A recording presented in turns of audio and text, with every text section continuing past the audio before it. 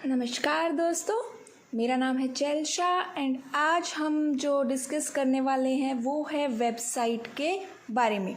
जैसा कि आपको पता है कि हम इंटरनेट से जुड़े हुए जितने भी टर्म्स हैं, जितनी भी फुल फॉर्म्स हैं, हम उनको एक एक करके उनके ऊपर बात कर रहे हैं। तो आज का हमारा टॉपिक रहेगा वेबसाइट के बारे में। आज हम देखेंगे कि वेबसाइट क्या होती है, सबसे पहली वेबसाइट किसने बनाई, कितने प्रकार है इसके। ठीक है, तो आइए चलिए स्टार्ट करते हैं। और जो लास्ट क्लास अपलोड हुई है वो वेब पेज के बारे में है। ठीक है, तो चलिए देखिए कि वेबसाइट क्या है। तो वेबसाइट जो है वो कई वेब पेजों का संग्रह होता है। क्या होता है वेबसाइट? भाई बहुत सारे जो वेब पेज है उनको अगर मिला दिया जाए, उनको एक साथ किया जाए तो वो क्या बनती है? एक वेबसाइट। ठीक है, हमने लास्ट जब वेब क्लास जो थी हमारी वेब पेज, वहाँ पे भी हमने इसके बारे में थोड़ा सा देखा था। तो अब देखिए कि जो हमें इतना पता चल गया कि भाई वेबसाइट जो है वो कलेक्शन ऑफ वेब पेजेस होती है या वेब पेजेस का संग्रह होता है। ठीक है, अब ये देखिए कि बहुत सारी वेबसाइट्स मिलेंगी आपको, जैसे google.com मिलेगी, अमेज़ोन है, फ्लिपकार्ट है, बहुत सारी वेबसाइट्स मिलेंगी। लेकिन कैसे पता चलेगा कि हमें कौन सी वेबसाइट पर जाना है? भाई उनका एक एड्रेस तो पता होना चाहिए ना हमें। जैसे हम वेब पेजेस के बारे में देख रहे थे तो बहुत सारे वेब पेजेस होते हैं और फिर हमने देखा कि हर एक वेब पेज का एक एड्रेस होता है और उस एक एड्रेस को हम क्या बोलते हैं? URL। URL का पूरा नाम होता है यूनिफॉर्म रिसोर्स लोकेटर। देखिए एक जो क्लास होगी ना वो इन सभी फुल फॉर्म्स के बारे में होगी। ठीक है, हम लास्ट सीख में जो भी कुछ टाइम बाद जब हमारे पास बहुत सारी फुल फॉर्म इकट्ठी हो जाएंगी तब हम एक लास्ट क्लास करेंगे इसके फुल फॉर्म के बारे में। ठीक है, तब तक के लिए अभी हम क्लासेस में तो देख ही रहे हैं कि किसकी क्या फुल फॉर्म होती है। तो अब देखिए कि वेब पेज का भी एक एड्रेस होता है, तो अब वेबसाइट का भी एक एड्रेस होगा। क्या होगा? वेबसाइट का एक एड्रेस होगा जिसको हम क्या बोलेंगे यहाँ पर? Domain name. ठीक है, और जैसे कि दो वेब पेज का एड्रेस एक नहीं हो सकता, वैसे ही किन्हीं दो वेबसाइट का एड्रेस भी एक नहीं हो सकता। ठीक है, अब आप जैसे देखिए कि google.com, facebook.com, विकीपीडिया, ये सारी ऐसी फेमस वेबसाइट्स है जिनके बारे में आपने सुना ही होगा और आप इनको यूज़ भी करते होंगे, है ना। इनके अलावा अमेज़ोन पे है, फ्लिपकार्ट है, आप कुछ ना कुछ शॉपिंग करते ही होंगे इन वेबसाइट से। तो ये सब क्या है? वेबसाइट्स हैं। तो देखिए वेबसाइट जो है वेब पेजेस का संग्रह होता है, एक एड्रेस होता है हर वेबसाइट का जिसको हम डोमेन नेम बोल देते हैं। अब सबसे पहले वेबसाइट कब आई? वो आई थी 6 अगस्त 1991 को। और किसने बनाई? टिम बर्नर्स ली ने। तो जो अगर हम बात करें कि दुनिया की पहली वेबसाइट है वो 6 अगस्त 1991 को आई थी और टिम बर्नर ली ने बनाई। तो आप बताइएगा कमेंट करके कि जो वर्ल्ड वाइड वेब है वो किसने बनाया था। ठीक है, अब हम बात कर लेते हैं कि भाई टाइप्स ऑफ वेबसाइट। अब बहुत सारी वेबसाइट्स है तो उनको कुछ ना कुछ कैटेगरी में डिवाइड कर दिया गया है कि भाई ये वेबसाइट इस तरह का काम देखेगी, वो वेबसाइट उस तरह का देखेगी। तो सबसे पहले इस कैटेगरी में नाम आता है वो है बिजनेस वेबसाइट का। अब जो वेबसाइट्स जो होता है वो बिजनेस करने के पर्पज से बनाई जाती है, जिनका काम होता है कि वो कोई ना कोई बिजनेस करे। जैसे किसी ने रेस्टोरेंट ओपन किया है तो वो अपनी रेस्टोरेंट की एक वेबसाइट बनाएगा अलग से, तो वो क्या हो गया? वो बिजनेस वेबसाइट हो गई। ठीक है, कि भाई वो एक अपना कुछ ना कुछ काम कर रहा है और उस काम को प्रमोट करने के लिए उसने वो वेबसाइट को बनाया है। अब देखिए दूसरी वेबसाइट कौन सी है? वो है सर्च वेबसाइट। इसको हम क्या बोल देते हैं? इसको हम सर्च इंजन वेबसाइट भी बोल देते हैं। सर्च वेबसाइट को क्या बोलते हैं? Search engine website.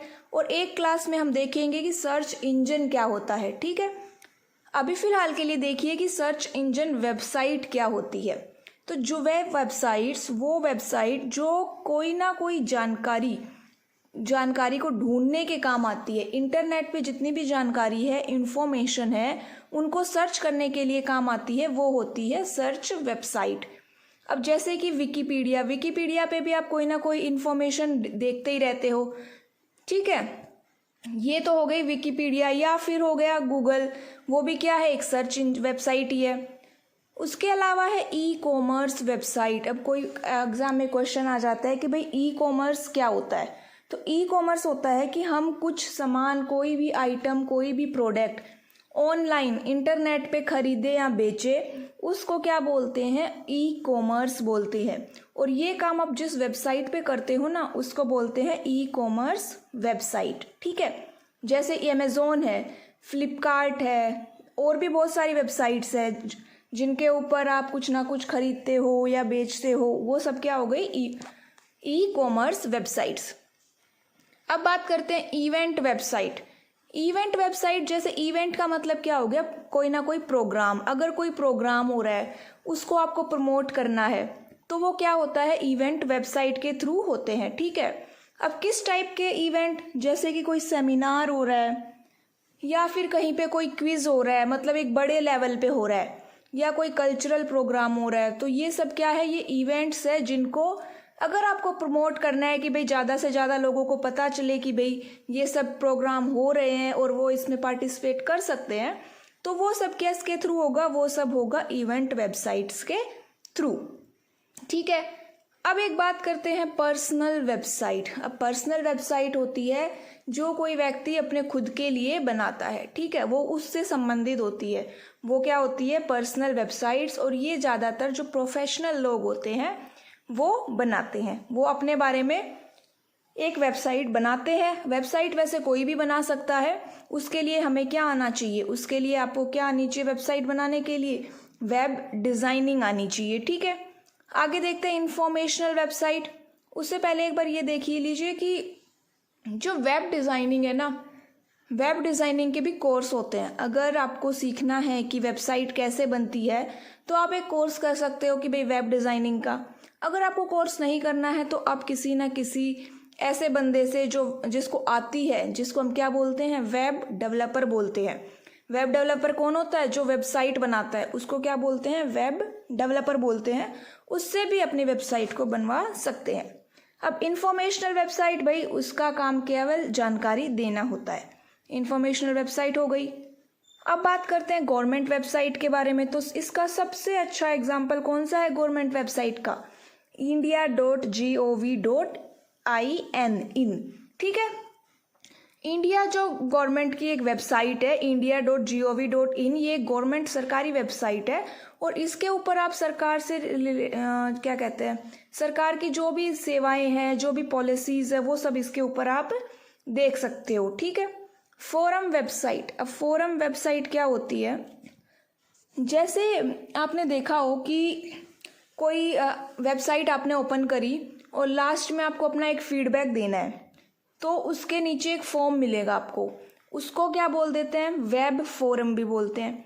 अब उस फॉर्म में क्या है, आप अपना क्वेश्चन लिख सकते हो कि भाई आपको ये इसमें अच्छा लगा या फिर ख़राब लगा, या आपको किसी क्वेश्चन की आंसर चाहिए, तो उसके अंदर आप अपना क्यूरी लिख सकते हो। ठीक है, उसको आप सबमिट करोगे तो आगे से एक रिप्लाई आता है। ठीक है, तो वो क्या होते हैं, वो होते हैं फोरम्स। और ये फोरम या तो किसी वेबसाइट के अंदर मिलते हैं जिनको हम वेब फोरम बोल देते हैं, या फिर इनकी एक अलग से वेबसाइट होती है जिनको आप फोरम वेबसाइट भी बोल देते हैं। इनका काम क्या होता है, इनका काम क्या होता है भाई, फोरम वेबसाइट्स का काम क्या है कि ये आपकी क्यूरी को, आपके फीडबैक को सामने वाले के पास पहुंचाते हैं।